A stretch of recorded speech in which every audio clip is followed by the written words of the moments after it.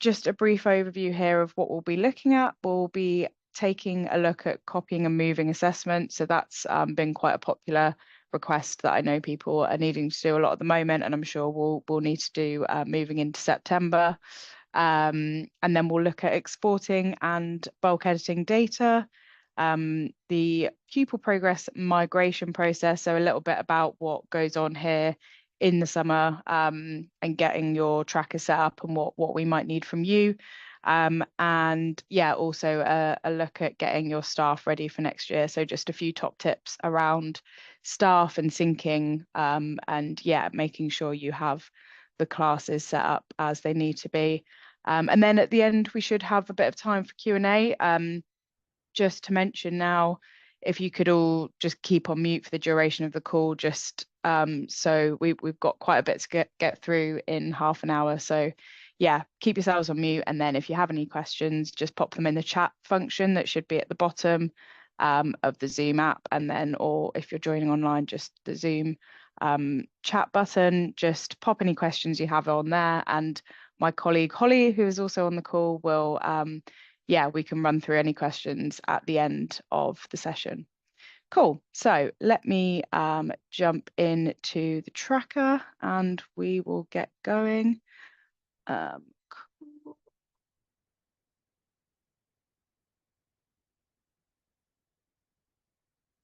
Bear with me.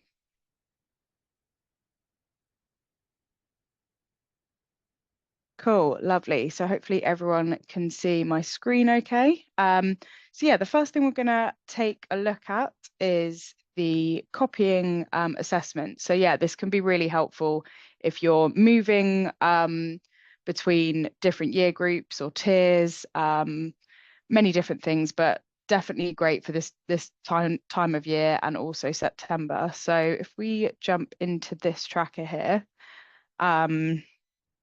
and so you will open tools, and yeah, I'm sure some of you may have noticed that the add assessments options look slightly different now. We did previously have it listed as add customized assessment or add published assessment and a few other options there, but now we've just simplified it a bit. So anything that you need to do adding assessments wise is all in this one place, and you can pick from the different options here. And today, yeah, we're going to be looking at this option here, so copying an existing assessment. So you'll have at the top here the target tracker. So this will be the tracker you're wanting to add the new assessment into. For this example, MFL Italian, year 10. So if we've got, you know, a year 11 customized assessment, say, that we have used for the year 11s when we're wanting to use it for year 10 as well, it's a lot easier rather than having to go through that process again. And especially if you're doing QLA for a customized assessment and you need to yeah, do all of that individually again, you absolutely don't, and you can just copy that assessment straight over. So for this example, yeah, we've got a year 11 customized assessment that we've created that we want to add into year 10. So down here, you'll select the source, which again, yeah, you've got the option here to do it from a published or customized assessment. The tracker that you're looking at, so again, we've got it in an MFL Italian AQA, and then you'll just select the year group. So I know that it's in my year 11 tracker, and I know that it's this listening one here. I'm going to select that, and then I'll do copy selected, and you'll see here it will pop up straight away with the QLA from that from that assessment that I had in the other tracker. And it will copy it with all the same data, and if you have the different grade boundaries, it will also do all of that and do the individual mark system here. And yeah, it's really useful, makes things nice and quick, nice and straightforward, rather than having to enter all this data in for a second time on a different year group or tier.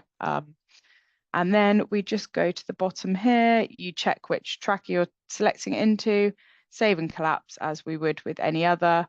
And we'll just set this to same as tracker. Save and collapse, and let's look. Oh, here we go. And then we can create an assessment, and that should then add it in to the requested tracker after a moment.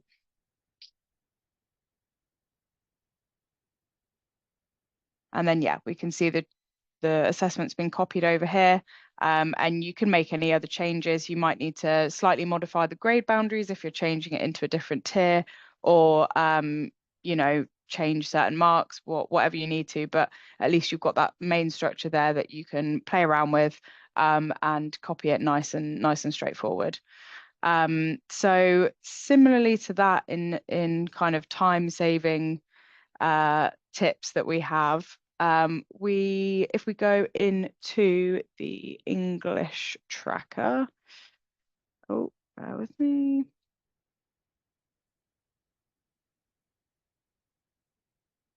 And we'll just take a look at the year group overview.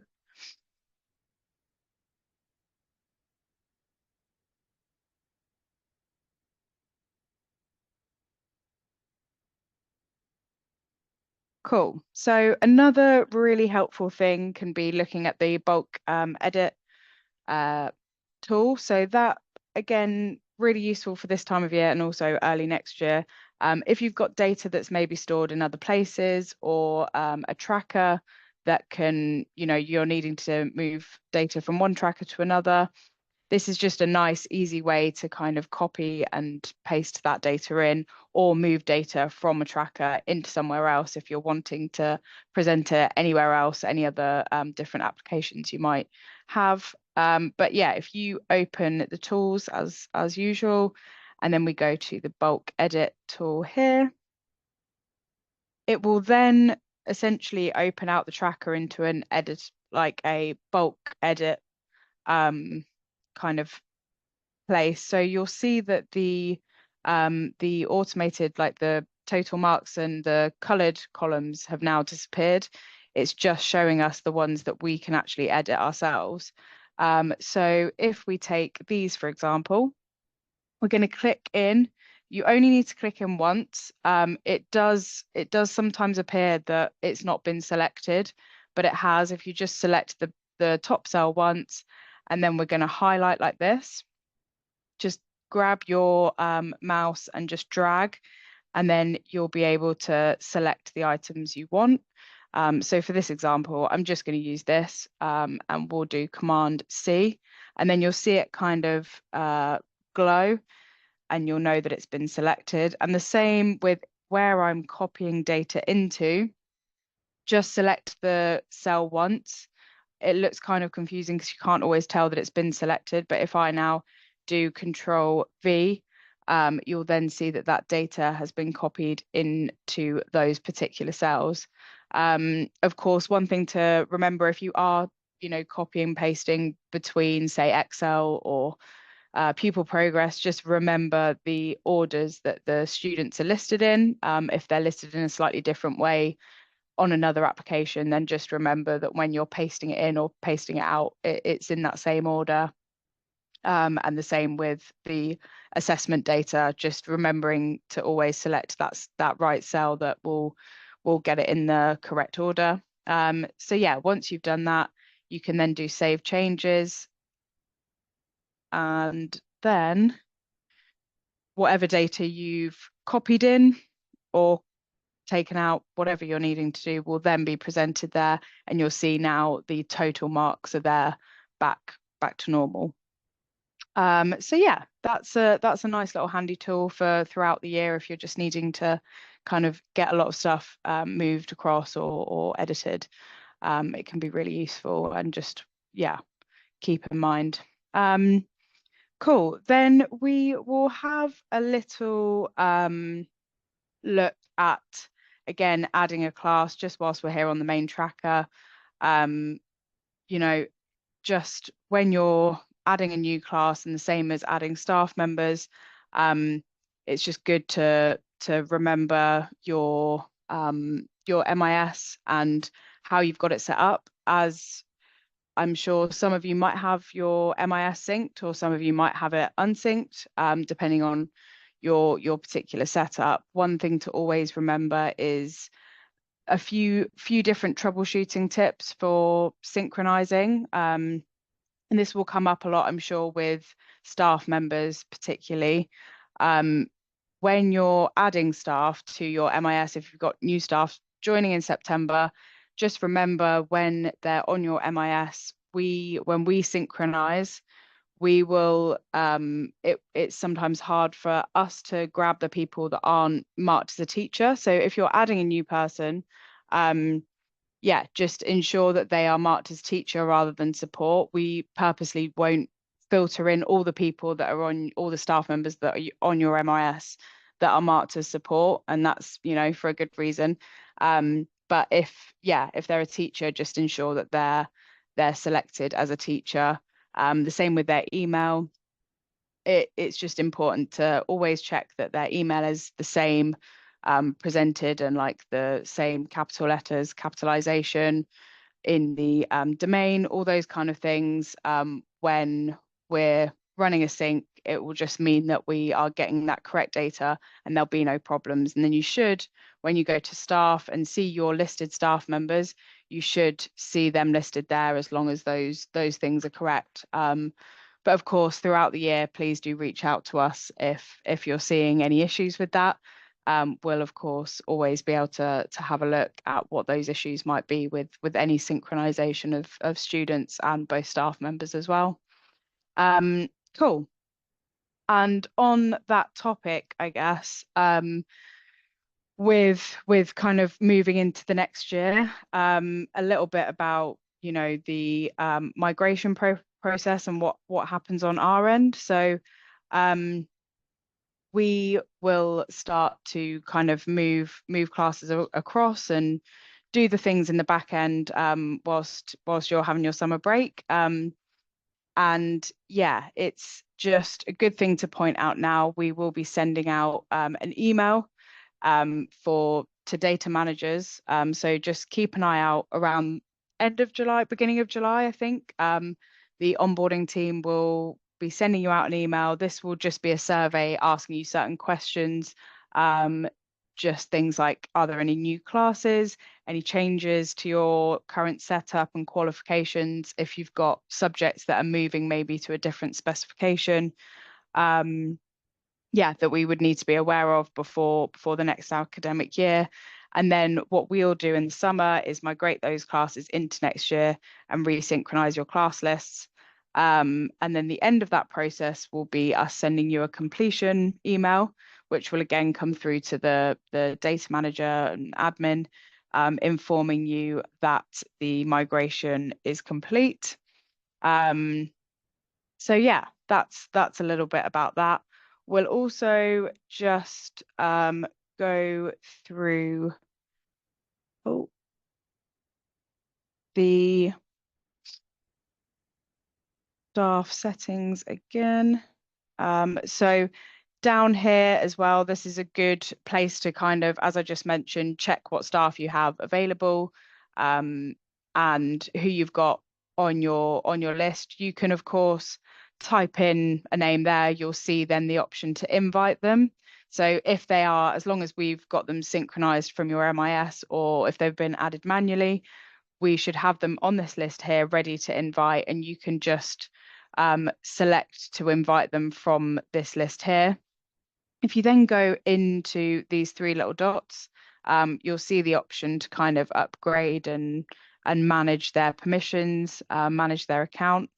And then if I go into this edit button here, you'll then see the option to edit what their permission levels are essentially, and what subjects they're associated to. So this may be synced from your MIS, but if there is sometimes some changes or they haven't been linked with this, then you can change this stuff here. So if you've got leader of, you can say change them to leader of art. This will automatically change them to a teacher of art as well, because if they're a leader of that, they will also be a teacher of it. And the leader of allows them to have, you know, kind of admin permissions over that particular subject.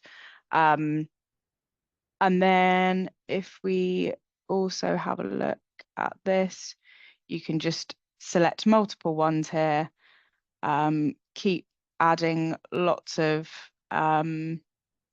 different subjects to their profile. This will just mean that they're linked to them, and when they sign in, if there's someone that isn't an admin or isn't a leader of, they will only be shown the subjects that they're listed to. So it's just good for, ensuring that staff don't have loads and loads of views of different subjects they don't need, or really important to remember for the new year when you're going into the academic year.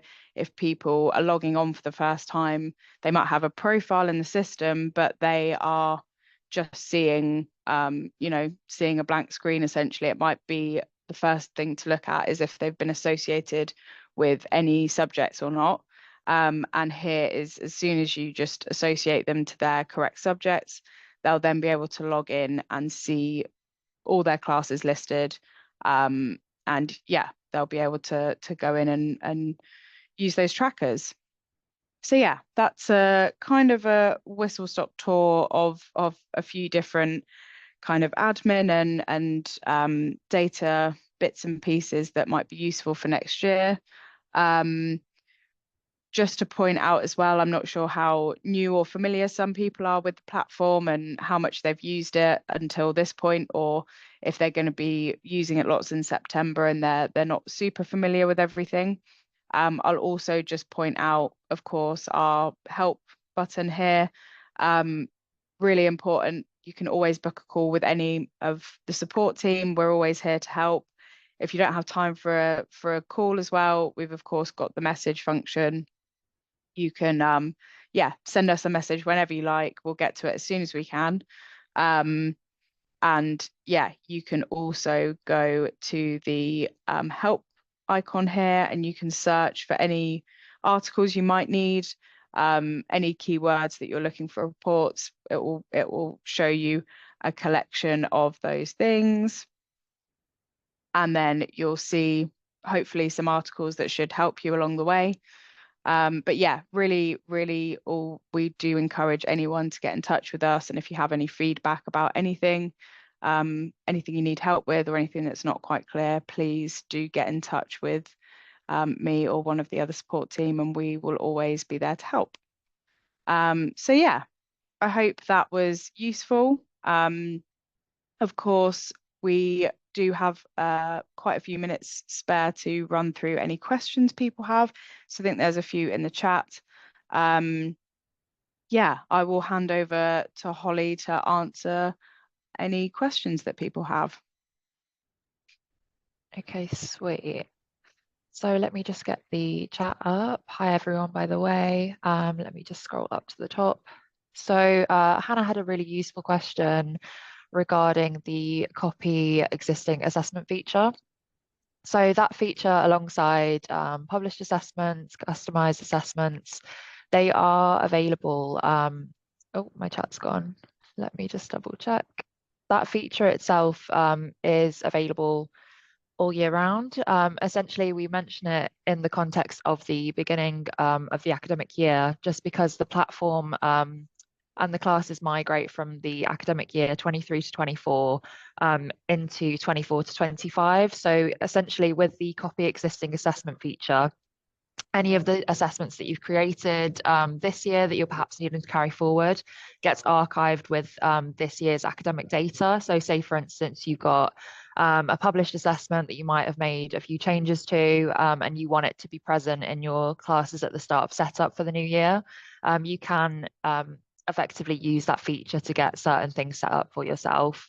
The feature in general does kind of extend towards set up for tiered subjects. If you want to set up a published assessment within foundation and higher, you're able to do so that way. But yeah, we mention it in the context of getting started for the academic year, just because it does apply really well to that as well. It extends to both published and customized assessments. So we just like to raise that, because you don't have to start anything from scratch in that sense. You can just pull it through. Rebecca's question, let me just have a little look at this one.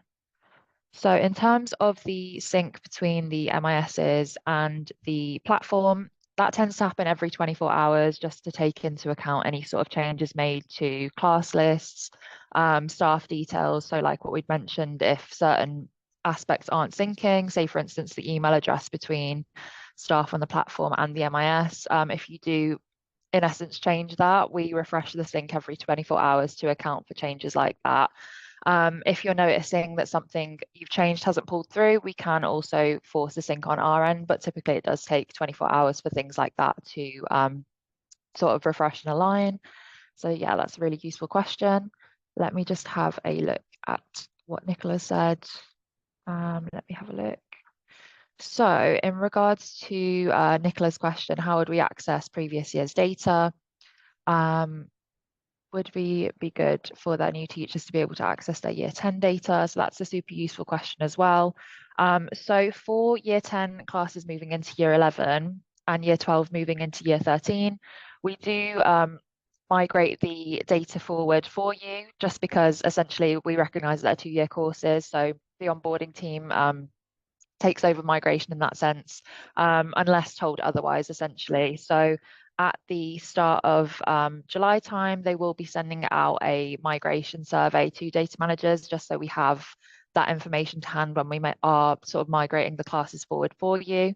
Something useful to note is that in terms of the previous academic year, there is sort of a grace period in which you can still access the trackers as normal just to see the data sort of firsthand. It will then become archived and you can essentially move into the previous academic year, click the class, and then download that data as an XLS file. So you will still be able to access that data in some way. It'll just be a slightly different format when the trackers are archived.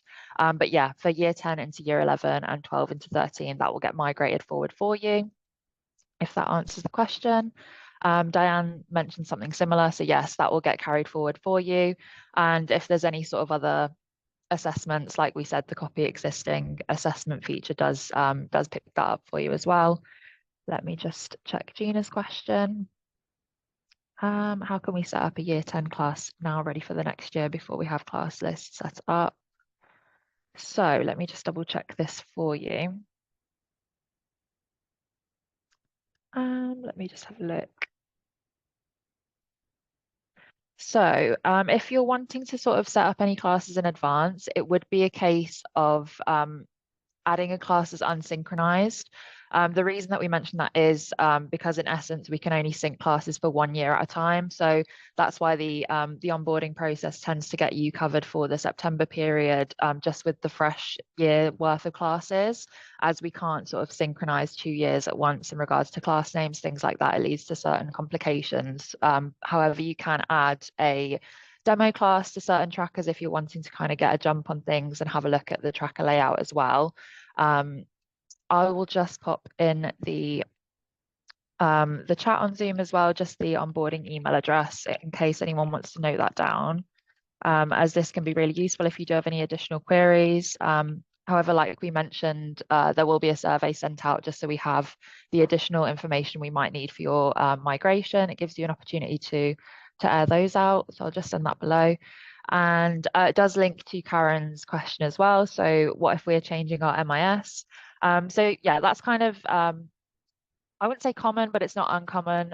We just ask that if you are going to switch over in terms of the MIS system, you kind of give us notice of that, just so we can make sure the transition in terms of the MISs via group call, we can make sure that everyone's sort of kept aware in that regard. So say if you're changing from Sims to Arbor, things like that, we just ask that you let us know so that we can make sure that the class name and syncs, there's not too much sort of disruption there, I would say. I think that's it in terms of the questions. Like I mentioned at the start, if anyone did join a little bit later, we have recorded the session and we'll work on getting that sent out tomorrow. We do still have a few minutes left, so if anyone does have any additional questions, feel free. Let's have a look. So in terms of Key Stage 3 setup, the onboarding team work on adding the new classes, so they'll add years 7, 8, and 9. However, as the Key Stage 3 classes, they follow sort of an informal structure comparatively to Key Stage 4 and the curriculum there. The data doesn't get migrated over, but to link that in, the data is stored on the system. So year 7 going into year 8, if there are any assessments that you'd made for the this year's year 7s that you want to kind of select and carry forward, the copy existing assessment feature does cover that essentially, as you can kind of pick the Key Stage 3 specification that you need, the year group that you're wanting to pull that from, as well as the academic year. So it does cover those instances. And like Ellie mentioned as well, results for the assessments, that's a good question. You can use the bulk edit feature to not only copy information from Excel, but you can have pupil progress up on 2 tabs, and you can copy and paste the data gathered for those assessments into the new academic year. So yes, let me just double check Matthew's question. So in terms of the year 7 mark sheet, so in terms of the year 7 structure, the structure of the actual tracker itself remains the same. So when we set up the new year 7s, it will follow the exact same tracker format as long as the qualification and spec all align. The assessments, if it's any sort of ones that you've added additionally or created yourself, it would be a case of using the copy existing assessment feature, because it will be stored on your school database and account. It will get added via that section. You can just copy the existing assessment, select the 23-24 academic year and year 7 mark sheets, and you can pull it through essentially to your new year 7, so it'll be available on there. And let me just check Lynn's question for you. Let me just have a look. I'm just going to double check the dates. I would say if you just send that to us, your year 7 cohort in advance of September, it just makes sure that we have all of the information to hand. And if there is anything that's sort of outstanding, or we do need to clarify anything at all, it just gives us that time to make sure that we can get everything set up and aligned to your needs essentially. So I would say kind of the sooner the better. If you do have that information to hand, we'll have it stored and ready for when the onboarding process begins. And let me just double check. Could we set up year 9 to Key Stage 4 partway through the year? Yeah, that's a great question actually. So in terms of adding classes, you can in essence add any sort of year group to whichever tracker you require. So you could add a Key Stage, you could add year 7s to a Key Stage 4 tracker, not that you would want to, but we do sometimes have, I think science it pops up for quite a lot. We'll have year 9 classes that people want to set up on a Key Stage 4 combined science tracker or something like that. So that's definitely something that you can do. And again, the data itself that's contained within the trackers, it gets stored and then archived for the previous year, but you can still export that data in some sort of format like an XLS spreadsheet if you do need it for the year moving forward. So yes, that's definitely a possibility that you can set your classes up on that. So yeah, Lovely. so yeah, I waffled quite a lot, but I think that's covered everything.